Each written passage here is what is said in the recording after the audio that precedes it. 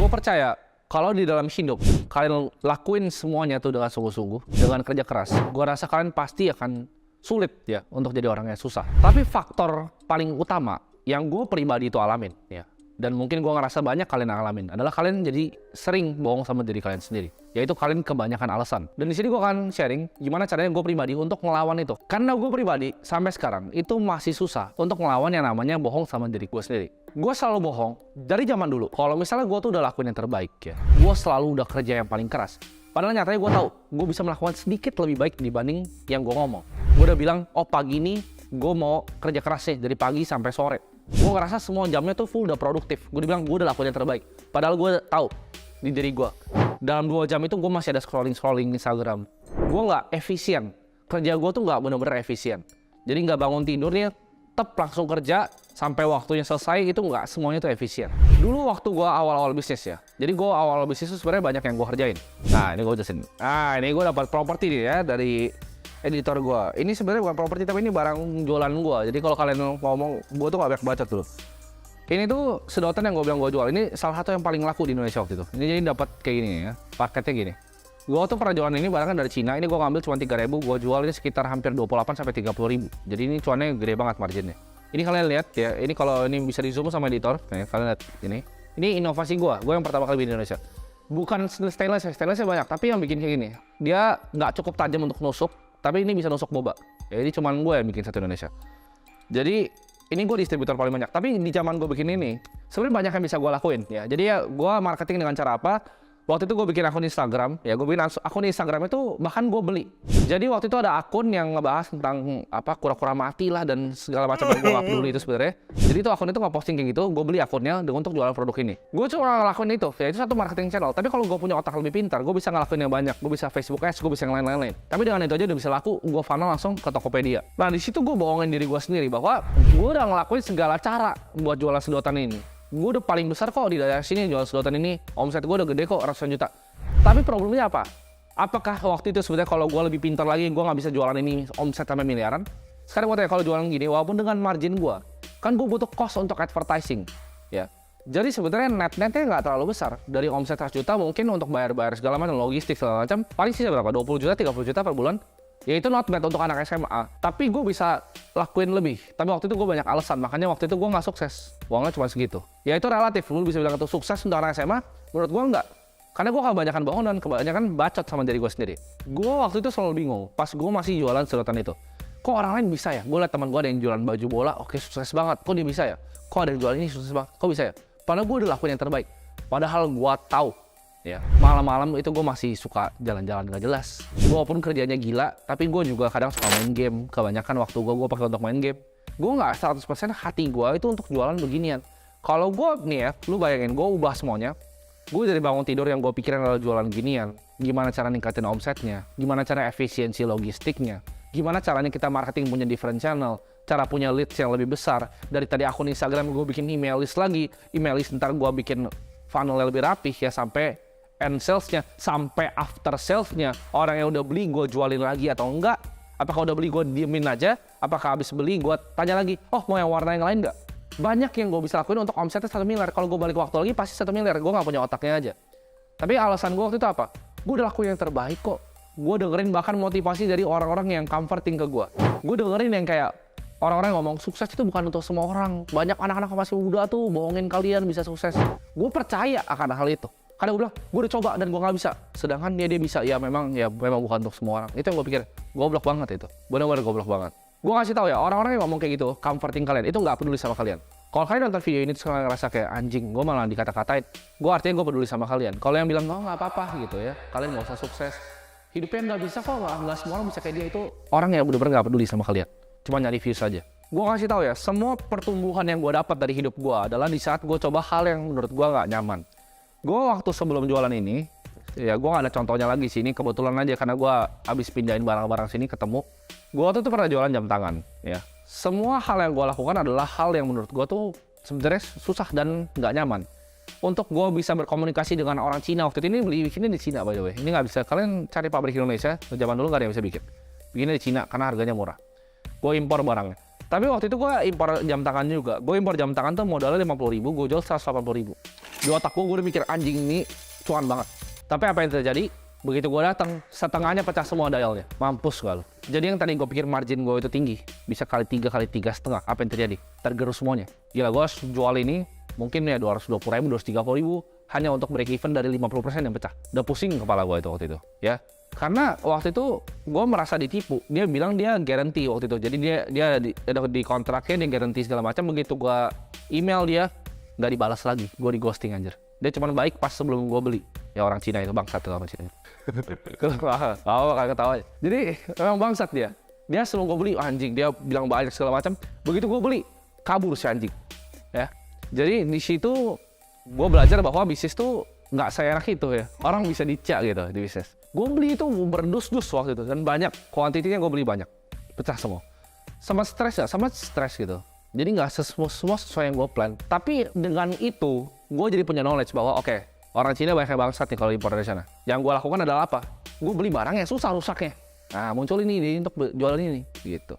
Tapi itu pun gue dapat omset ratusan juta hasil dari ketipu jam tangan pecah. Jadi semua tuh kadang gue pikir ini ada jalannya sendiri. Dan itu mulai dari gue lompat gitu. Kalau lu tanya, ada nggak anak muda yang berani kayak gitu?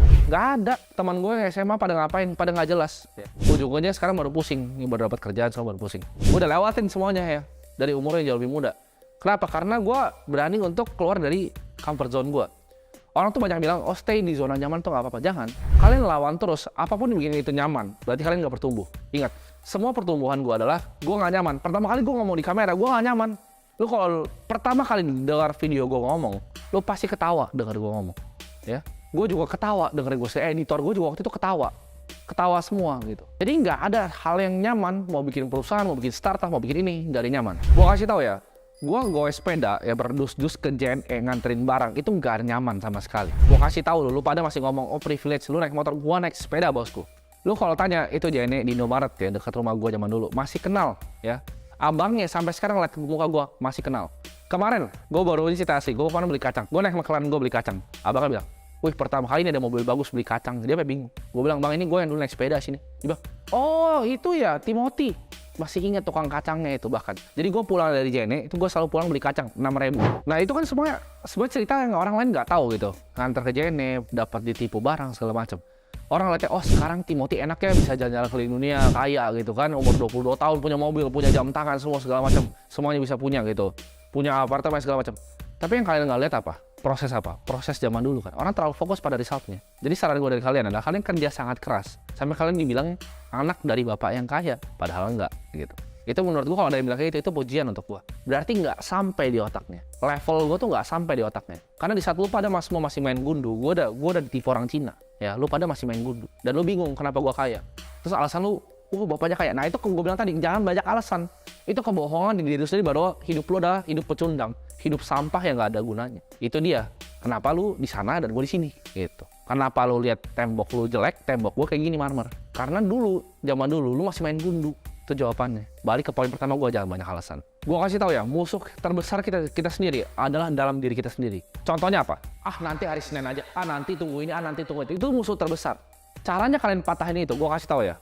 Cara gue nih, cara gue. Gue percaya motivasi itu harus internal, nggak bisa eksternal. Jadi lu nggak bisa dimotivasin sama gue. Lu mau download video gue nonton 1000 kali, lu goblok, pecundang, tetap pecundang. Yang bisa motivasin diri lu sendiri. Jadi gue nggak percaya motivasi. Adalah internal. Jadi lu cari alasan yang sangat kuat. Dan gue percaya kebencian itu adalah energi source yang paling kuat. Kalau orang tua lu pernah direndahin sama orang. Kalau lu pernah lihat orang tua lu susah mau masuk rumah sakit nggak bisa bayar, itu kebencian.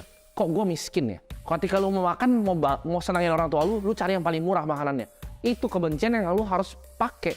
Itu jadi semangat untuk diri lu. Ya. Jadi itu jadi semangat untuk gue.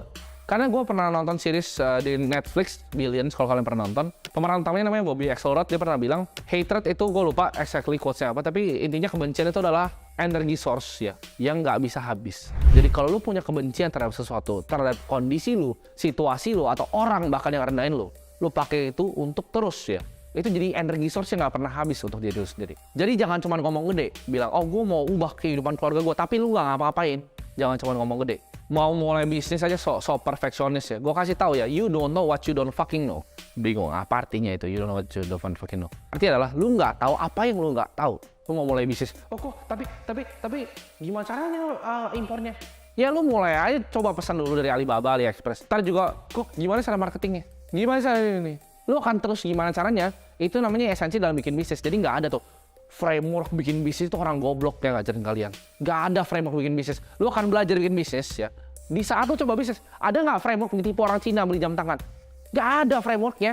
Ada nggak dicia sama partner dari belakang? Nggak ada. Ada nggak ditulis di kontrak lu terus ada begini-begini kena tipu? Oh lu harus pintar untuk pakai legal. Oh lu harus sebelum bikin bisnis tuh lu harus punya PT. Ya, kalau lu mau tarik ke rekening lu harus punya CV. CV itu ada Priva 4,8 M, itu nggak diajarin. Nggak ada itu.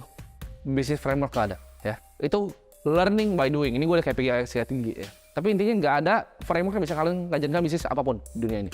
Ini kalian bisa cari ya. Ini quotes dari Naval Ravikant di Twitternya. Kalau ada orang apapun ngajarin kalian, oh bisnis tuh begini, bullshit. Gua kasih tau kalian semua, bullshit. Orang tuh terobsesi dengan, oh bisnis autopilot, ya kan? Framework untuk bikin bisnis pilot. Bisnis jalan, ownernya jalan-jalan. Siapa gua tanya? Gua tanya, siapa konglomerat di Indonesia yang ownernya jalan-jalan, bisnisnya masih jalan? Iya, bapaknya jalan-jalan, anaknya? Lo kira anaknya nggak pegang bisnisnya? Nggak jadi direktur utama di perusahaannya? Nggak jadi komisaris utama di perusahaannya? Jadi, sistemnya kurang keren apa bisnis mereka udah konglomerasi? Kenapa anaknya masih kerja? Karena nggak ada. Dunia ini bukan sunshine and rainbow yang lo bisa autopilot, owner jalan. Gue jalan-jalan tiap hari pegang handphone, lo tanya aja tuh editor gue. Tiap hari gue pegang handphone, chatin orang. Sibuk gitu. Nggak ada bisnis jalan-jalan. Bullshit. Contoh, barang lu dicolong. Gimana? Ya bikin SOP. Bisnis tuh gue kasih tau bener-bener purely learning by doing. Lu dicolong nih. Bikin SOP, gimana caranya gue bisa nggak dicolong? Karyawan lu misalnya lu jualan apa nih? Lu jualan es krim. Lu jualan es krim keliling. Karyawan lu 3. Duanya itu dari 30 hari nggak datang 3 hari. Dia cuma datang 27 hari. Gimana caranya?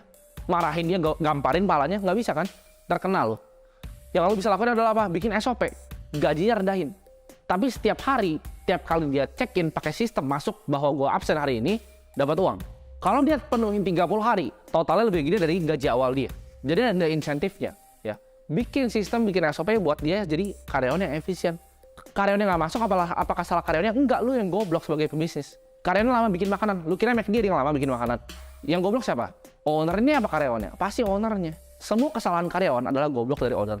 Jadi jangan banyak alasan. Sebagai pebisnis juga jangan banyak alasan. Oh dia karyawannya colong. Itu lu yang goblok. Oh dia karyawannya. Lu yang goblok. Kalau udah paling mentok nih. Gue bikin SOP tapi dia situ. Kenapa lu hire dia pertama kali? Lu yang interview kan, lu yang goblok gitu. Jadi semuanya itu ujung-ujungnya lu yang goblok. Jangan banyak alasan dalam hidup, jangan banyak alasan dalam berbisnis. Kalau lu lihat di komen video ini misalnya di bawah ada yang nyinyir, oh dia terlalu kasar begini, lu senyum. Ya lu senang. Jangan dibalesin. Gue lihat ada banyak dari lu yang kurang kerjaan ngebalesin. Ada yang bilang bapaknya kayak, oh dia bukan bapak. Nggak usah balesin. Kenapa? Karena kalau lu balesin, nggak ada fungsinya untuk dia dan untuk lu juga nggak ada debat kusir gitu. Debat sama orang goblok ya sama-sama jadi goblok. Yang lu bisa lakukan adalah apa? Senyum. Saingan gue kurang satu di dunia ini ya. Ada monyet baru gitu. Ini bukan saingan gue. Lu kira bisnis yang gede ya? Semuanya bisa bikin gedung-gedung itu mulai dari gede? Enggak. Semuanya mulai dari kecil. Dari toko. Digampar sama hidup, balik lagi. Digampar lagi, balik lagi. Sama gua. Bikin bisnis digampar, balik lagi. Bikin bisnis digampar, balik lagi. Banyak konglo udah bangkrut 2 kali, 3 kali. Tapi mereka coba terus untuk mulai. Orang bakal coba banyak jatuhin lo. Mau dari teman, mau dari keluarga, mau dari pacar, mau dari siapa, pasti banyak yang jatuhin lo. Tapi itu whether lu jadi pecundang apa enggak? Biarin jatuhin terus alasan banyak A, B, C, D, E, F, G. Atau lu telan aja. Dan bilang, gue akan lakuin hal ini. Gitu. Orang banyak yang nanya gue, itu gimana sih caranya ngeliat market kayak lu? Gimana caranya bisa main kripto kayak lu, lihat saham kayak lu? Indikator apa sih lu pakai? Semua mau cari shortcutnya. Ini gue kasih tahu indikator apa yang gue pakai. Indikator yang gue pakai adalah ngeliatin market 9 tahun. Gue bilang tadi kencing lu belum lurus, gue udah ngeliatin market. Setiap hari gue udah ngeliatin. Orang bingung, kok bisa sih begitu? Karena 9 tahun, gue udah ngeliat order book, udah tahu kalau udah flow dari sini itu dari mana. Itu makanan setiap hari gue, ya. Jadi jangan minta shortcut, jangan minta jalan pintas. Bisnis kok bisa begini, bisa sukses? Semuanya butuh proses. Jadi saran gue, hilangin semuanya, kesampingin semuanya. Alasan-alasan nggak berguna lo itu, telan aja. Own your fucking mistake. Kalau ada kesalahan orang itu salah lu. Jangan malah salahnya presiden, jangan salah karyawan, salah lu semuanya. Semua itu salah lu, ya. Jadi stop jadi pecundang dan jadi orang jangan banyak alasan.